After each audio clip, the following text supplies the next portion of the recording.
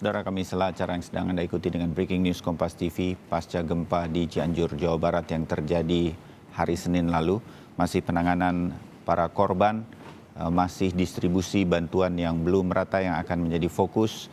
Dan kami akan juga menyampaikan perkembangan terkini dari para jurnalis Kompas TV yang bertugas di Cianjur dan sekitarnya. Terutama di beberapa titik evakuasi para korban dan juga di penanganan para korban di RSUD yang ada di Cianjur, terutama di RSUD Sayang di Cianjur, Jawa Barat.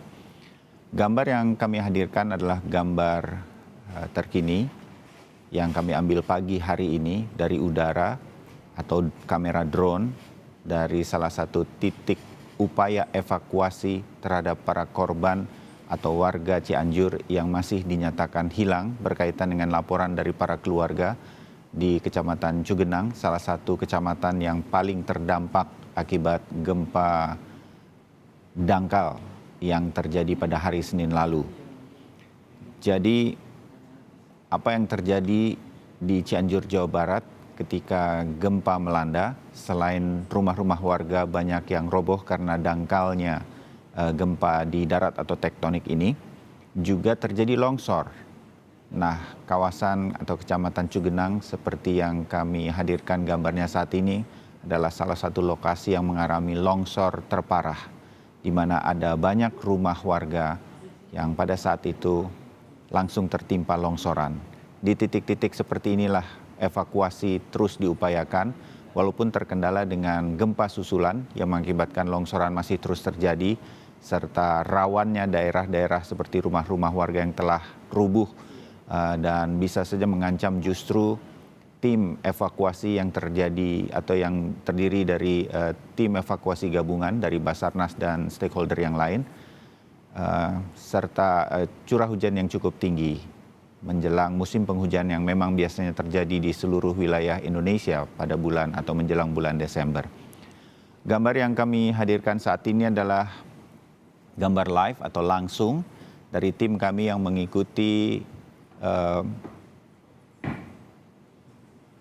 kunjungan langsung dari Menteri Sosial Tri Risma hari ini ke Cianjur. Seperti biasa ketika Ibu Risma berkunjung, ada beberapa hal yang kemudian dibereskan atau dikoordinasikan sehingga mudah-mudahan nanti hal-hal tersebut bisa memperkuat jalur bantuan distribusinya bisa lebih cepat. Kita coba dengarkan beberapa informasi yang kita bisa dapatkan karena belum bersedia untuk diwawancara. Kita ikuti Ibu Tri Risma hari ini berkoordinasi. Bang, sampai sini aja kali Bu. Iya. Sini aja. Nanti kita jalan. Betul, kemarin juga masih gerak. Iya. Miring, Pak. Rumah itu udah miring, Pak. Nah, Rumah itu udah miring. ayo Bapak paling Ini sini aja. dari sini saja. Bapak Presiden di sini aja nanti. Iya, Di sini aja. Miring, Pak. Nggak ada Ini balionya tak suruh lepas dulu aja dulu. Iya. Berapa kali semalam ini Malam terjadi gempa sampai ada berapa bang? Iya. Kerasa karena kita di sini. Saya di sini, poskonya di sini sampai Saya roboh lagi kemarin.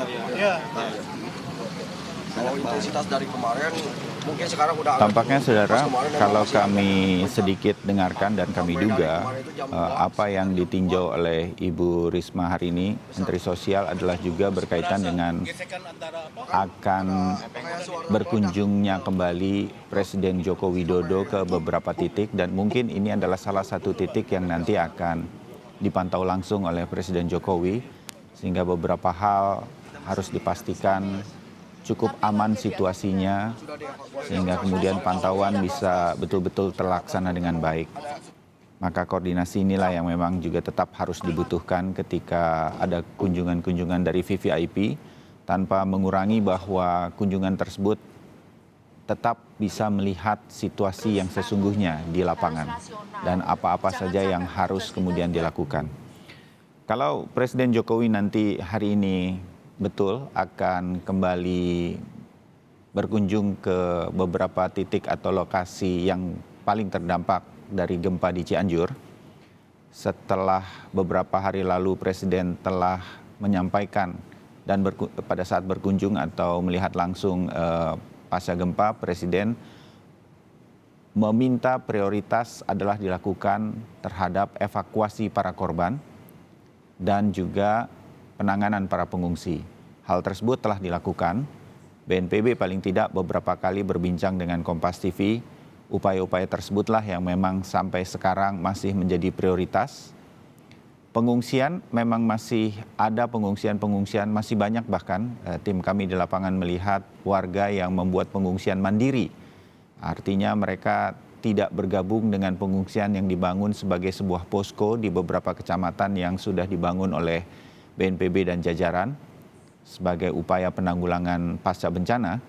Tetapi dalam Sapa Indonesia Pagi hari ini, beberapa menit yang lalu, rekan kami Glenis Oktiania berbincang dengan pelaksana tugas Kapusdatin dari BNPB, Abdul Muhari, dikatakan bahwa semua posko resmi dari penanggulangan bencana yang ada di 13 titik akan berfungsi menjadi titik sentral bantuan dan kemudian mendistribusikannya kepada warga yang melakukan pengungsian mandiri, kelurahan-kelurahan yang belum tersentuh. Semua diupayakan dari titik-titik pengungsian yang dibangun oleh BNPB itulah mengalir lagi distribusi ke titik-titik yang mungkin dalam 1-2 hari ini belum mendapatkan sentuhan bantuan atau baru sedikit mendapatkan distribusi bantuan. Inilah yang kemudian membuat situasi bantuan dikatakan belum merata, seperti juga Harian Kompas menurunkannya pada hari ini sebagai headline. Dalam situasi bencana seperti ini, situasi belum meratanya bantuan memang agak sulit tercapai dalam hitungan 1-2 hari pasca bencana baru terjadi. Tapi upaya-upaya untuk mendistribusikan bantuan tersebut lebih luas, lebih jauh, tetap diyakini terus diupayakan oleh pemerintah bersama atau biasanya nanti akan mendapatkan bantuan-bantuan dari para relawan yang perlahan tapi pasti sudah banyak yang menuju ke Cianjur dari berbagai pihak. Biasanya mereka nanti akan memberikan upaya-upaya maksimal kepada saudara-saudara kita yang berada di Cianjur dan terdampak dari gempa ini.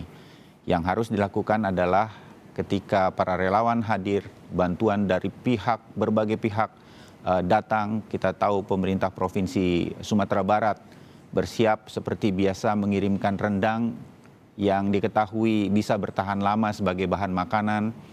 Hal-hal semacam ini semua nanti harus terkoordinasi dengan baik. Ini yang harus diupayakan, atau pemetaan titik-titik dari distribusi relawan bantuan yang benar-benar harus paling tidak cukup rapih agar semua titik bisa terjangkau. Walaupun itu adalah titik pengungsian mandiri atau tidak di bawah koordinasi langsung dari pemerintah atau bantuan dari pemerintah.